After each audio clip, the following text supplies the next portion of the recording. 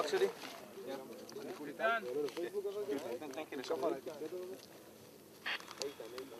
פודות של ז'וביסט.